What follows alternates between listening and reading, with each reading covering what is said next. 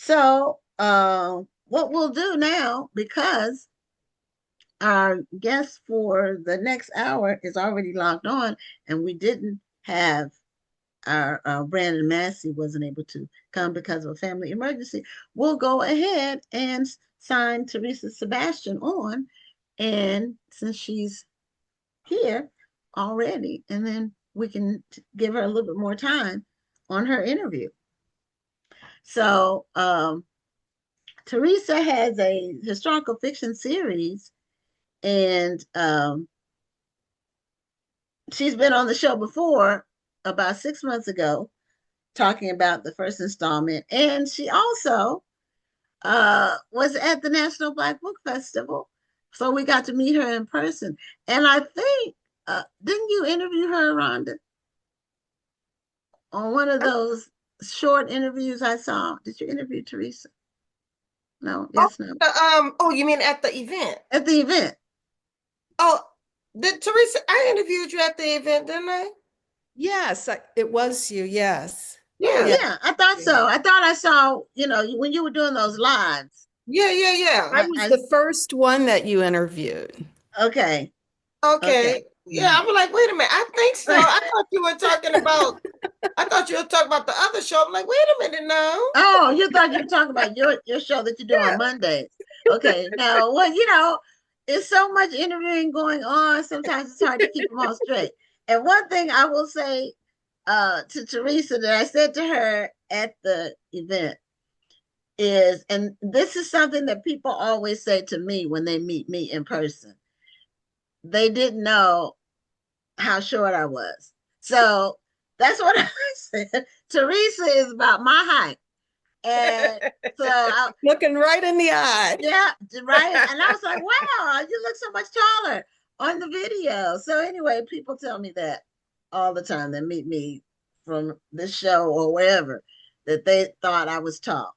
So, and I tell them I have big ideas. So yeah, I'm tall in terms of my mind is big. I have a big brain. Gwen stands on her wallet.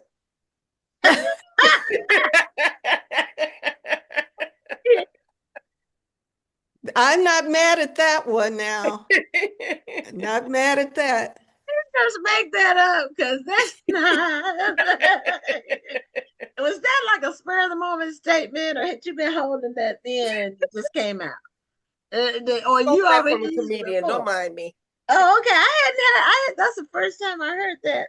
But no, no, I just stand. I'm like Donnie McClurkin says you just stand. I stand when things get tough. I just stand, and That's right. That is. I don't let circumstances dissuade me from my mission. Well, that definitely shows, and you've accomplished a lot, and you're doing a lot for others like me. Yeah, your book has really, well, your series has really blown up. Have you written the third part yet? We are, yes, I am. It's not 100% complete. You know the Okay. process. Yes, But yeah, it's well on its it's way. coming. So the goal is to have it ready by September, to launch. And there's some events that I want it to be available for. So Okay. we're working hard to make that happen. Okay. So I have my copy of the first one, the beginning, and it's Thank called you. Lost Seeds. Right. And tell us about what Lost Seeds, what's the hidden meaning behind the Lost Seeds, and what motivated you to write this series? There really isn't a hidden meaning, but it's very symbolic. Is that a lot of family dysfunctions and, challenges within relationships start from generations back. There's a seed, and what is that seed? And how do we harvest that and make it more healthy over the generations?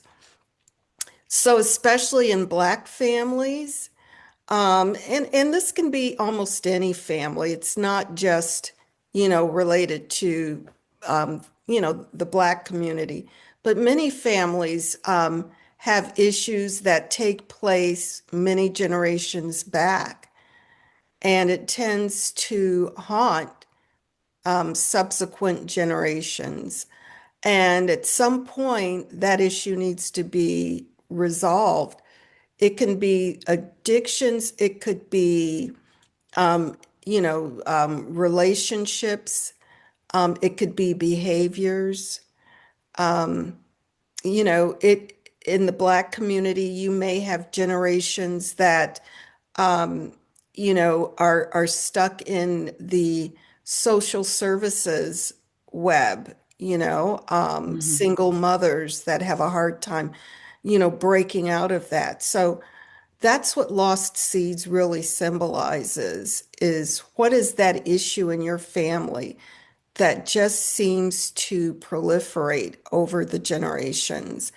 And how do you resolve that so that the seeds become healthy? You start sowing healthy behaviors and prosperous relationships within the family. Yeah, in recent years, people started referring to those as generational curses. And I don't know if it's a curse or not, but there are some habits. Hmm. We really are, our circumstance is a result of our habits in a lot of ways. Hmm. And a lot of habits are familial. They're family habits. They, some families with finances, for an example, some families, they never really have a good credit. Hmm. It's that they never had a stable job, or they didn't pay their bills, or they would get some credit and then ruin it. Then they have to put it in somebody else's name, and on those kinds of things. Right. And so, but those are based on habits. And if your example is a bad habit, so to speak, you have to intentionally change. You have to be intentional about wanting to change. Exactly. Exactly. And, sometimes, let's be honest, depending upon a person's circumstance, they need, whether it's a mentor or, a spiritual counselor or someone to kind of show them the avenue. And the reason I say that is I work with, young people, and if they have not had a good role model, sometimes something as simple as, well, how do you get into college? You know, Mhm. and especially in public schools, they don't have guidance counselors the way they used to when we were young, or they don't have guidance counselors that have the time to spend with students. So sometimes it's something as simple as, I want to move forward. I want to do better. Mhm. I want to get out of this, economic situation. How do I get in college? They don't know how to even, they may not know that SAT and ACT exist. So you can have the desire, but sometimes you need that help and guidance. You need real help, and it's really a blessing if you have parents who are engaged. Not everyone does, Right. unfortunately. But I know with my daughter, her guidance counselor didn't. People ask me, did, because I wrote the book about going to college debt free with scholarships. It was Mhm. all from just sheer Wow. work and will. It's just sheer desire, faith, work, prayer, everything. I put Mhm. everything into it. And she went to college totally debt free. But the guidance counselor gave her nothing in terms of scholarship, Right. uh, advice, or anything. There's no, I mean, people ask me, did you get something from the guidance counselor? No, nothing, zero, zip, nothing. So, Mhm. it helps to have parents if I you found can. I, I found that I think that administrators, high school administrators, they give it to their favorites. The Okay. ones the ones who hang out in their office or the ones they have a connection with, they seem to get a little bit more than the ones who actually probably need the help. Hmm. And Yeah, so you do have to have a parent who's a little bit more engaged engaged. in They have order to. for the child to get what they actually need. Right. And some people get lucky with mentors, or there's somebody in their life that just, a teacher maybe that takes a liking to them. But it really, parents, that's where it is. And that's when I do my book every year, and I've been doing it for 10 years, even though my daughter's been out of school. But I just wanted people to have the information, because most people, they don't know where to start. They have no idea. And I didn't know where to start. So my book is from the vantage point of, I had no idea where to start. And I give people all the information that I found along the way. That really, the other books that you see out here about that, they're not written by people who actually did it. I just pray Yeah. that the parents who are getting this book are actually using the book. And it's Yes. See, not just becoming decoration on, well, you can't see my bookshelf behind me, but there's a bookshelf right here, and there's another one right Hmm. Hmm. have one on this side. here. And unless yours is yours looks actual, Teresa, it doesn't look like, um what do you call it, a screenshot or whatever. No, no, no, That's it's the not. It's actual not. books behind you. Those are Teresa said, "Don't." actual books. Teresa said, "Don't play with her. These are real books." These are real books. But some people have that screen behind them where it looks real. No, this Mhm. is my office. This is Okay. where a lot of stuff happens in terms of whether it's writing, whether it's doing my other work. This is where I spend most of my day. Okay. And Well, I even have my workout equipment over there. okay. Okay. Yeah, I get it, because I'm sitting at the desk that I use all the time. Well, I have an office too that I go to, but I Hmm. do more work at home actually than I, Yeah, because I at home I can work like anytime. If I have an idea at midnight, I can get on my laptop there and you work on go. it. So now you have a background in finance. Yes. So tell us about how you got from, and you're an attorney. That's Yes. a lot of education and work. Wait, finance. You're an Yeah. attorney Mhm. and an And author. an author of a historical fiction book. Those Hey, things listen, are this different. lady just wants a bag every once in a while.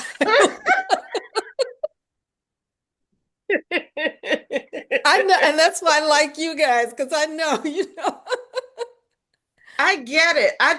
I just want a bag every once in a while. I love, I might have to put that on my Facebook later. I just want a bag every once in a while. Yeah. Now, I'm not a purse person, but I love I clothes. don't think that's the So, bag she wanted. No, She's no. talking about.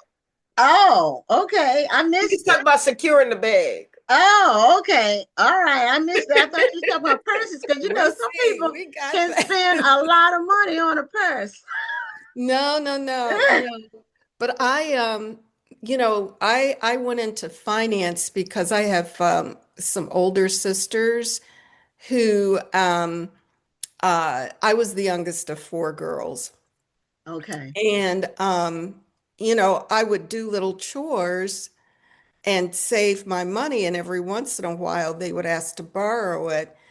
And I would say, okay, you can, but I need to get back more than I'm giving you. And I didn't know what the concept of interest was about. I just knew that, it made sense if I'm going to loan some money out, I need to get a little more back. And so I was just always interested in the concept of, whether it was business or anything of that sort, investments. And so when I went to school, the interest just grew, the interest in doing business. So I started off in urban planning and realized that wasn't going to really nurture that interest that I have. So I went and I got my master's in business and focused on Mhm. finance and worked for what is now known as Bank of America. It had a different name back then. And I was in their mergers and acquisitions department. So I analyzed where they would place new branches or acquire, other banks. And then I went from that to be a Mhm. stockbroker. And then I went from that to be a financial analyst, which is at a company now called Morgan Stanley. And I was a stockbroker there. And the long and short of it is I just kept, I stayed in the finance industry for a long time doing capital markets deals, which is issuing stocks and bonds for large companies in Wall Street and all of that. And then I worked with lawyers so much, somebody told me I need to go to law school. So I went to law school. And at that time, years ago, was one of a few Black females that dealt in Fortune 500 types of mergers and acquisitions.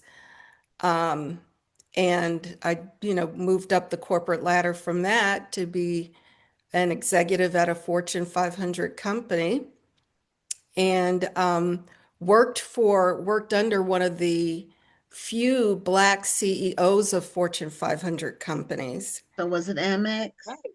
No, not Amex. It was Darden Restaurants, which owned Olive Garden, Capitol Grill, Seasons 52, Red Lobster at that time. They Okay. owned. And so I didn't know that Me was either. a black CEO. at that time, not anymore, Okay. because Okay. But I yes, didn't know that it ever was. So that was one of yes, the ones that didn't get a for lot of for a long publicity. time. Yeah, yeah, yeah. So and I was there for about 5, 6 years.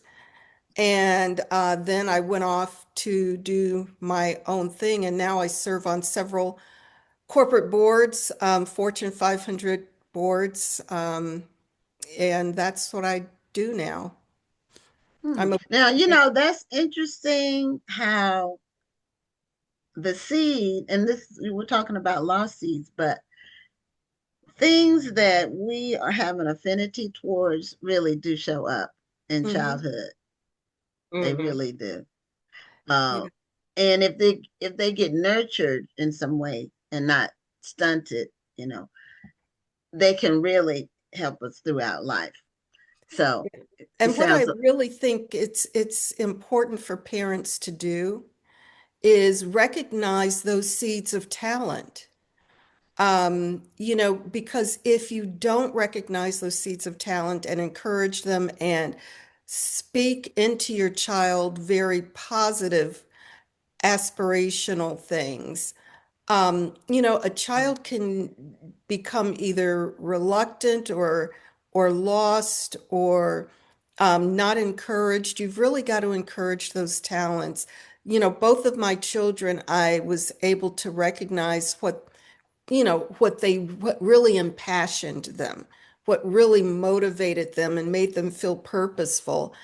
And just like my parents did, I encouraged it. And they both are, pursuing the careers that they feel very suited for and successful in. And although I had different thoughts, I expressed them very kindly, but I never made them feel pressured Yeah. to go into anything that I thought they should do I because think Yeah, I think that I was actually talking about this last night. I think that's a mistake that we parents make sometimes is that we want our kids to read. We want our kids to do whatever we see as success, but Mhm. we don't always match that up with their interests. Right. And if if we were to match that up with their interests, they may go far.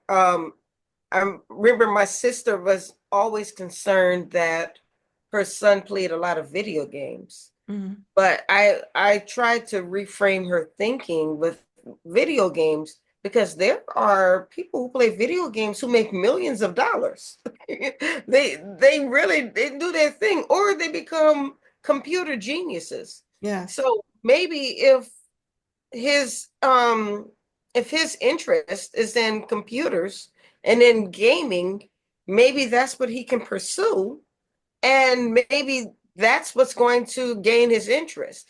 With my daughter, it was the arts. Hmm. She was into theater and acting. That's what kept her interest in school. And that's what helped her to pursue her education. That's what she wanted to do when she went to college. Right. And even though she's not pursuing being an actress now, it's what kept her interest Yeah. in college. And those skills that she learned in theater, she took those skills and she transferred them into how she goes into interviews, and she's never walked into a job interview where she didn't walk out with the job Wow. because of what she gained from her theater skills. So I think that Exactly. when we match our kids interests up with what we want them to do, and we bring those two things together, great things can happen.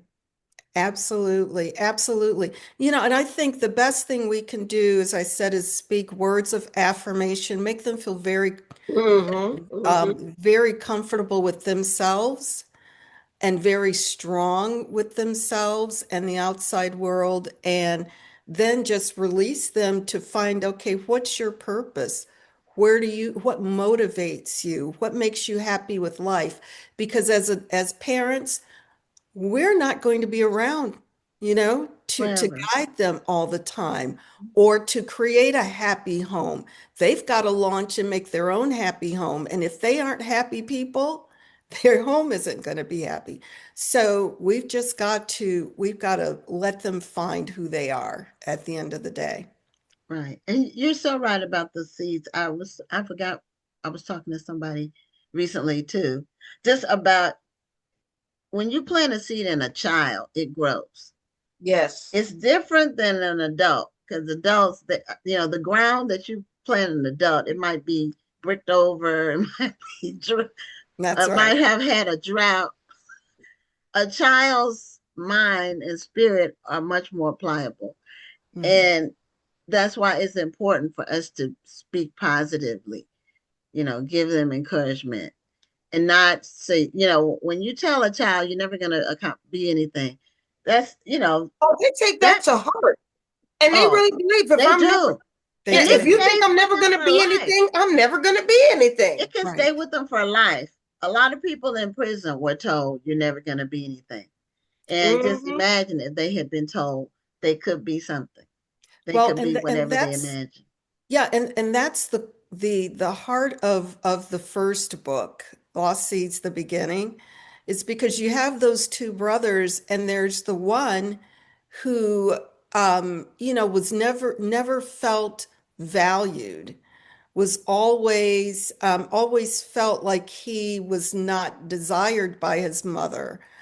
And because he felt he didn't fit in, and because he didn't feel loved, he was lost, his entire life. And he was always trying to seek out where he belonged, or, seek his own children who were taken from him. And then you have the other brother who found ways of gaining self-confidence. He was a little more self-motivated, but also his mother encouraged him and pushed him. So, it could be just that difference in how the parent raises a child. I don't know if you've seen families where the children were treated different. There could be a number of reasons for that. It could have been the nature of the parents' relationship at the time the child was born. Who knows? Mhm. But it's certainly true that, what you speak into a child from the time they are young visits upon them and can visit upon them for decades, possibly their entire life, unless they, get the help they need, whether it's through mentorship or therapy or whatever it is, to help work on that mindset. and change their own mindset, because you're not going to necessarily get that encouragement or get that bolstering from outside. So they need help getting it from themselves internally. So that's really the heart of the first book. And the second book, um, takes that to the next generation and how some of that plays out. But the one brother does manage, the brother that was had better self-esteem and encouragement, was able to turn that around and even enhance that with his children. So the hope is that each generation improves. And you indicated that this is somewhat loosely, or maybe not so loosely, based on some family dynamics in your own family. Yeah, very loosely. I had an uncle that lived out in the back of my grandmother's house, and we weren't really allowed to socialize with him. And what I recognize now as an adult is that, there were signs of alcoholism. And as you can probably imagine, back in the 50s and 60s and earlier, families really didn't know how to deal with that. Many families didn't recognize what alcoholism was about. Mhm. So he was just kind of separated from us. And so I always wondered, what was his life like? I didn't personally know a lot about his background other than, he was my uncle. And we weren't allowed to interact with him. And he didn't come into my grandmother's house. He kind of stayed out there from what I saw. And, he took his meals out there separate from everyone. So, I kind of made up in my mind, okay, here you have a brother and sister leading two absolutely different lives. How could that ever happen? And that's where Lost Seeds came from. Now, the copy that I have doesn't have the recognition on it, but the ones that you have behind you Yeah. have have that. So tell us about the awards recognitions you've received. First for the Well, first book, The Beginning, and then for the legacy yeah. book. Yeah, The Lost Seeds, the beginning, the first one won 7 awards. And so I always have to go down the list Oh, because no, I'm proud congratulations. of it, but I can never remember which ones they are. So it won the Bragg Medallion, the Feathered Quill Book Award, the IPPY Award. I forgot what IPPY stands for. Independent Seen that. Publishers, Mhm. something, a National Indie Excellence Award, Okay. Forward Indies Book Award of the Year, and it was a Eric Hoffer Award nominee. So that was the first one. Okay. So that's 7 for that one. And for the second book, it also won a Bragg Medallion, Feathered Quill Book, and National Indie and Best Book Awards, Best American Book Awards, something like that. But they are all, very good, reputable awards, which I'm proud for the recognitions. And so I'm just plugging away at the third one, which is left to be named. But the thing that I really like about it is that it's a book, well, it's a series that can resonate with anyone. If you have a family, it resonates because it's all about family relationships, and it's all about you know the generations, things that seem to languish over generations, and events that happen to challenge familial relationships, and how do you overcome those. I'm you hear that saying, blood is thicker than water. Mhm. I'm not sure. I mean, and Yeah.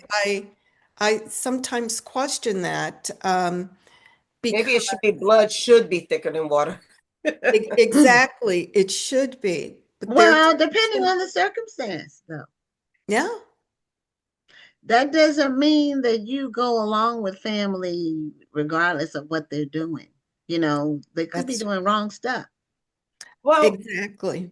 I mean, I don't know. I'm Teresa. I'm wondering, are you mean because there's some friends who treat you a lot better than family? And that's where I Yes. was going. That's Yeah. exactly where I was going. Hmm. My saying is because we share DNA does not entitle you to be disrespectful and treat me any way that you want and feel that, then you could come around the next day and, think everything's okay and I should forgive you because, um, you know, it's all to me, in how you treat people and how you love upon people. Let's say, for example, you um, are an only child. You tend to make relationships with others that feel almost like family. When you're trying to expand your relationships. Um, and then there are people that, have, 10 siblings and maybe only two or three of them are really, ones that you are your ride or die and you can call on and you can have that concept of blood is thicker than water. So again, I really think that family is what you make it, and you can have the freedom to design what you really want family to look like for you. Right. And you can adopt like things that your parents did. You can adopt the ones that you like the best. Let me put it like that. And then you can create your own that might be slightly different. Yeah. A lot of times the values though, that's what stays. Um, Hmm. and the structure. And then, as we get older, we realize just how much our parents, how wise they were, um, how much they sacrificed. Hmm. Um, We yeah, don't realize that until we become parents, and we're yeah. like, Well, "Damn, that's what I'm saying. When we get right." older, that's when we recognize it. Well, and my daughter, I'm gonna be a grandmother soon for the first time. My only child is having a girl. And Oh, so, wonderful. yeah, she's gonna be due date is March 29th.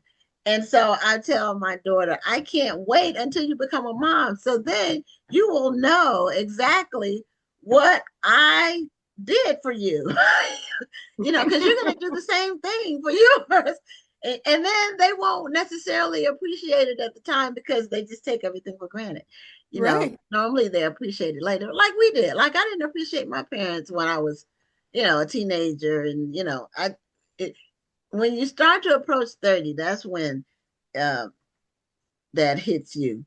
Right. They're getting older, and then you start going through some stuff and you realize life isn't the easy thing that you thought it was Right. you know Well, and that's what in the second book, you will see that the two brothers, well, the oldest brother, the one that's doing well, really questions what are his responsibilities for his younger brother's life that has just gone off the rails. And actually, Mhm. some of the things that the younger brother is doing is having a negative impact on the other older brother's life. So it becomes, look, how much am I really responsible for this other adult who is making his own decisions, is impacting my life, but just because he's my brother, I'm supposed to have responsibility. I'm supposed to help him turn around. He has to be somewhat self-motivated. I can't do everything for him. So those are some of the things that play out in many families is Yes. what responsibility do I have for this other family member when they clearly are an adult, can make up their own mind, and are making choices. They're making their own choices. So, again, that those are the kind of things that I think resonate with many different readers, regardless of the community you come up in. Sometimes with siblings, we can, the ones who are responsible end up being the backup plan for those who aren't. And at Woo! some point, you have to say, no, We're there. I'm not, you're a parent. You have to deal with this. I have my own problem. I have my own things I have to work on. But, and also siblings can be extremely different.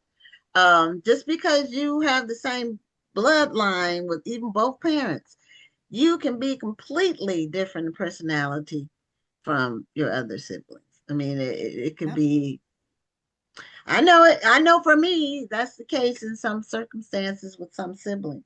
I'll just say it Absolutely. like that. It was And very, the one thing you said actually takes place in the books, in both of them, where the younger brother, when his life kind of really goes off the rails, he ends up showing up at his older brother's house, and it's like, oh, here we go again, you yeah, know. yeah. Um, and that's why the older brother, starts questioning what is this relationship? Why am I here responsible for you? You've messed up. Now I'm supposed to help you pick up the pieces. So but like I said, I'm very proud of these books. They've won awards, and I'm hoping that people really enjoy the third one as well. Well, Well, it is on my unfortunately, to be read list. yeah. So, and And Rhonda is unfortunately, taking we're us out. down to the last minute. So, can you tell us where we can reach out to you and where can we find your books? Okay, so you can reach out to me on my website, through my website, teresamosleysebastian.com.